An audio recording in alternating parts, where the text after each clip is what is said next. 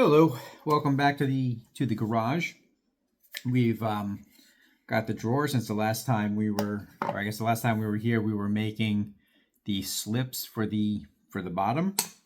They have been added to the bottom of the drawer. This is the back of the drawer. There's the front.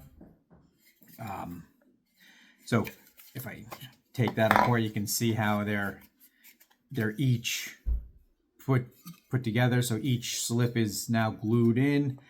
Not so sure. I should have done it just yet because I want to add another. I want to add another feature to the inside to hold the pens that this is going to hold, but I'll cross that bridge when I get to it. On the right side, I think there's only one way all the different pieces can go together, but still I'm going to have everything all labeled and ready to go. So here we go. We have the drawer. They've got the slips in it. We now need the bottom, and we have to figure out the size of the bottom. You got the length and then the depth or the width of the bottom. And you have to remember that, let's see here, that inside here there's a groove. So it's more than just this distance, and it's more than just this distance. It's that distance plus the width of the groove, which is going to be handy as I have that piece with the groove in it that is the same size as the actual groove. And we run into a problem where, oh, wait a second, that doesn't fit. I could use a tape measure, but you lose a little something, and you can't quite, because of the tape, it gets tough to get that in there and measure it. So what do? Got these two very narrow sticks, and one of the best ways to go about measuring that is to slide those sticks up. Got them butting up against the inside of the groove on each one. Pinch those, let's get that closer, okay. Pinch those two pieces tightly. We remove that, and then voila, we've got the length of the piece. Could do the same for the inside. I didn't have sticks small enough, so I just went ahead and measured and then added an extra half an inch. And I took a little bit off of that because that is the bottom. Got the long grain running this way, and what I have to worry about is expansion and contraction along the grain. So it will get wider and thinner as the seasons move, and that's why there's a groove in there, because that's going to capture that movement. So if it expands a little, if it shrinks a little, so I can't make it super tight, because then that could push the glue joints apart. A little less likely because of the mechanical features here. If there's pressure going outward, the dovetail is going to keep it in place, the groove is going to keep it in place, but something will give. So we've got the top, and since then I've cut the top to the right size, the right thickness. The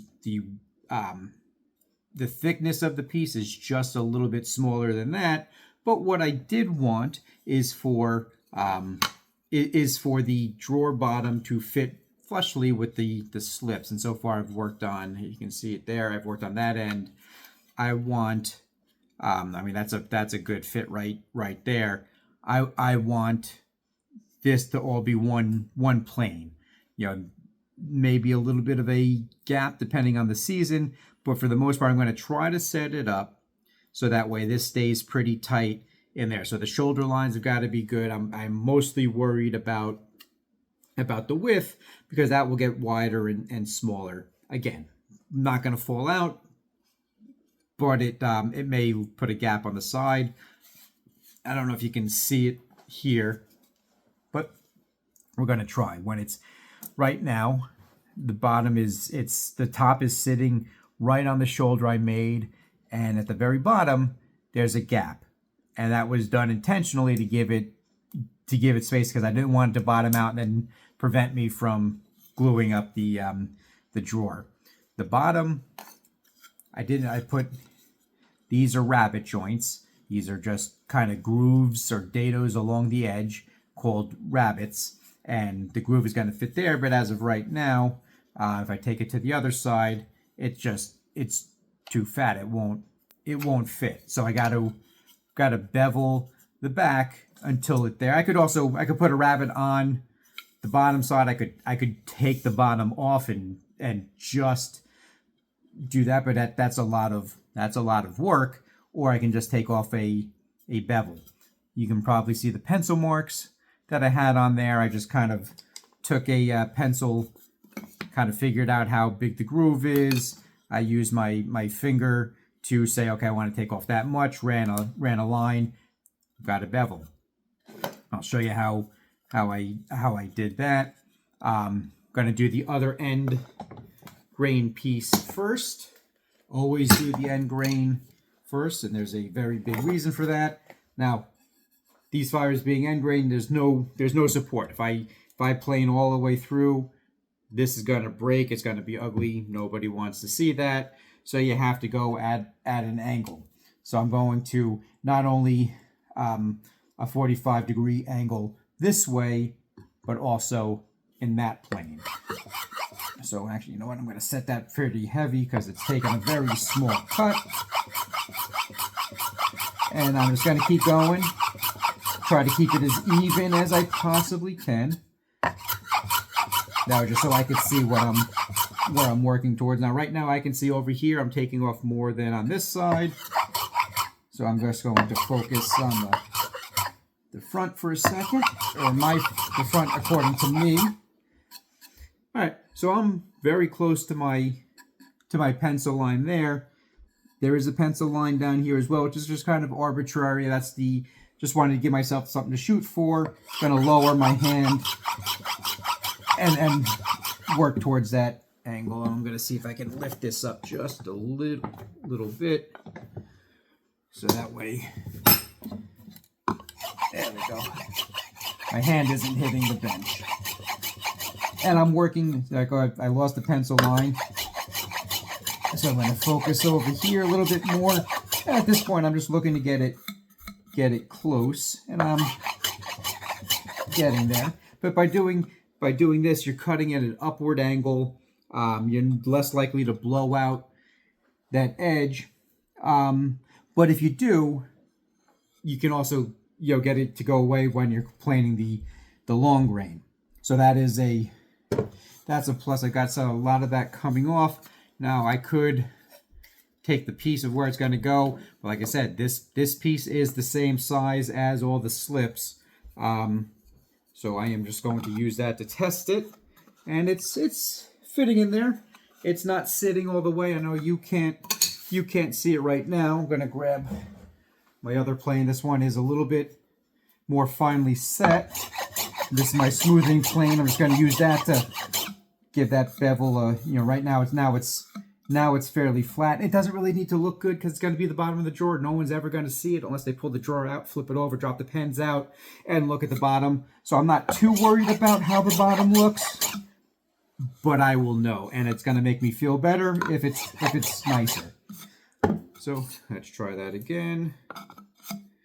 Get rid of all the shavings. Okay, that actually feels pretty good. Show you what we got. So right now, like it's small, but there's a gap over here, which is kind of telling me that if I flip it around, that this side is not as low. So now I'm just going to kind of focus like right in this area, because that is the spot that seems to be hitting and catching and preventing me from getting it to slip into the groove. Get rid of all the shavings. Okay. And that seemed to have taken care of it. That little bit right there. So the back is good. And by beveling it, I have a little bit of frame. I can get it in there fairly tight, and the bevel will push the wood like up and forward, making this smoother. So now I've got the two ends done. I'm happy with that. Again, if I look in there, doesn't quite hit the bottom of the groove. So I measured that. That was because of how I measured it originally. I pretty much measured it and marked it to size, and then just took a little bit more off each side that I could. And when working with this, I could set this up either way, but I am more comfortable, from where I'm standing to work this way. You know what? We're actually going to go with the longer plane on this one. And again, I got a bad light. There we go. So right now I'm just kind of looking at the top. I want the top to get down to the pencil line. And I'm getting there. The top is the problem with the dark wood. It's hard to see a gray pencil line at times. That's why a lot of times you'll see me use a marker, because it's just easier for me. And I can also tell, kind of cheat. Since I have this bevel done, when I'm done, the other bevel will make a nice mitered corner. So I can kind of see how I'm doing based on that as well. You can still see my pencil line, still see it, it's faint. So I'm going to drop my hand and start working now towards that other pencil line. I'm going to take a little bit more off. I just moved the blade out a little bit to give myself more set.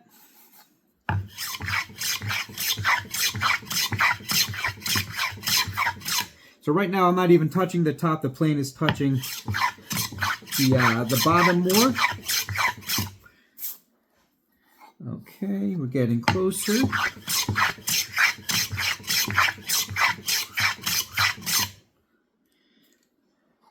That side's getting done. So this one here, I gotta focus more on that side. Okay, good.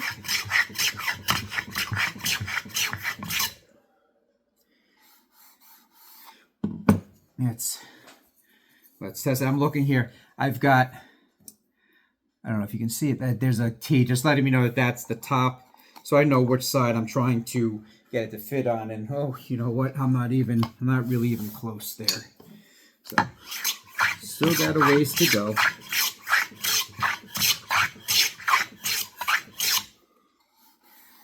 Okay. Now I can see this miter is close. This one's still quite a bit off, so I'm going to focus down there. And oh, we're getting much closer. I'm going to go back to my smoothing plane, hit it with a little bit of oil.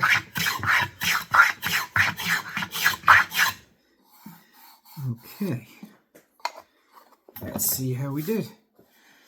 Okay, now you probably can't see it. There's a little V, like this piece is, I'm going to exaggerate it, is canted in that way, which means the bottom is not right. So, and that's out over here. So let's clean that up a little bit. That's a nice miter. And they say, the old woodworking joke is the reason they call it a miter is every time you make one, you think, oh, that might have been better. But a good miter fits nicely. All right, so again, I'm not bottomed out. I'm still, let's see if I can show it here. I can still feel it. Like I haven't put anything. You've seen me. I can tell by looking at it. There's a sizable gap.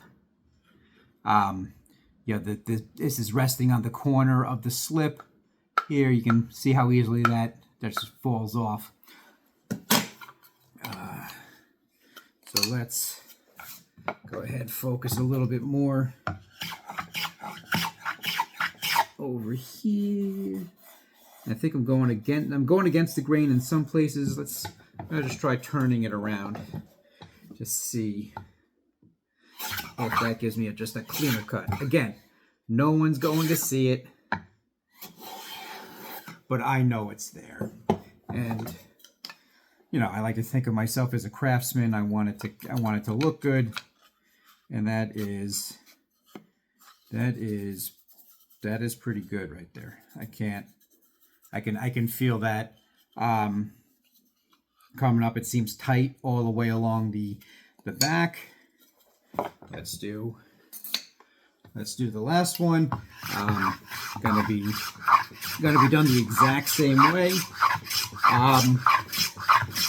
You saw me I used the longer plane, a jack plane, a number 5 plane, however you want to call it, to do this. And it's just long. I'm using the sole of the plane to make sure that stays flat.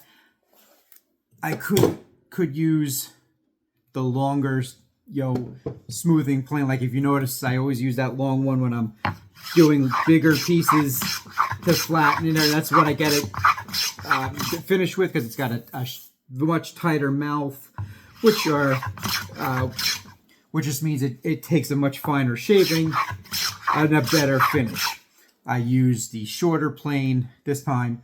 100% personal preference. Really, there was no reason I had to use that plane. If I wanted to, I could just pull the blade back on here. But got multiple planes. I have them set up a little bit differently, just for those purposes. Like some of them I like to use for finer cuts, and the ones that are used for finer cuts, the smoothing planes, I can get away with sharpening them a little bit less frequently because I'm not using them as much, so they stay sharper longer. Not an excuse to not sharpen, my friends. If you ever feel that something's not going right, take a few minutes, sharpen your planes. I'm going to drop my hand now because I'm pretty close to the line. So I'm going to get the bevel going. Oh, okay.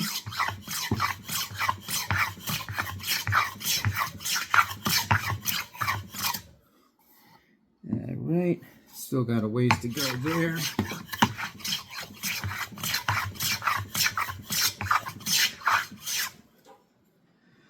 Okay.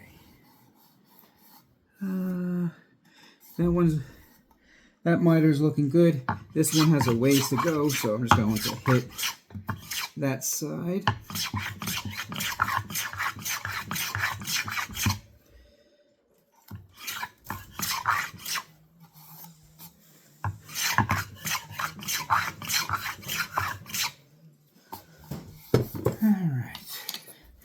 Okay, let's see how we did. Ooh, way off. Still got a lot to take off the bottom. Oh, yeah, and I can see it when I look at it from that angle. Couldn't quite see it before because of the I got a light over here and a light over here, and it's kind of fading out that pencil. But when I flipped it over and looked at it, clearly I got a ways to go. All right. I can't really see the pencil line from my angle. What I'm doing is looking at those miters and seeing if they're going into the corner, and it does look better. It's not going to be perfect.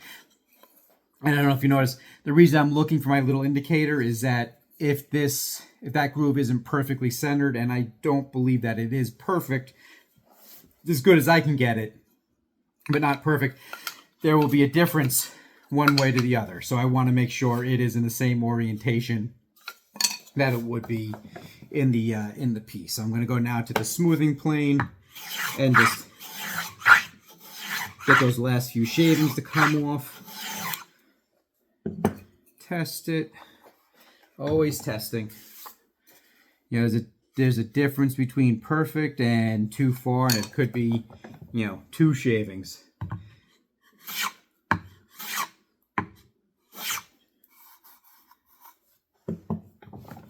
Okay, and okay, that fits. I had to push it down a little bit, so I'm going to take just kind of a few whiskers off.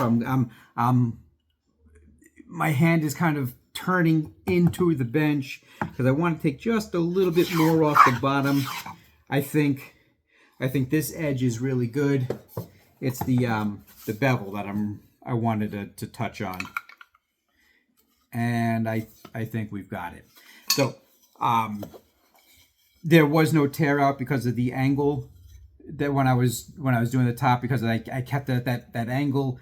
It makes the blade cut on an upward motion, minimizing tear out. But if there was tear out, when you're going to that long grain and I don't have to worry about it, you're going to take that out anyway.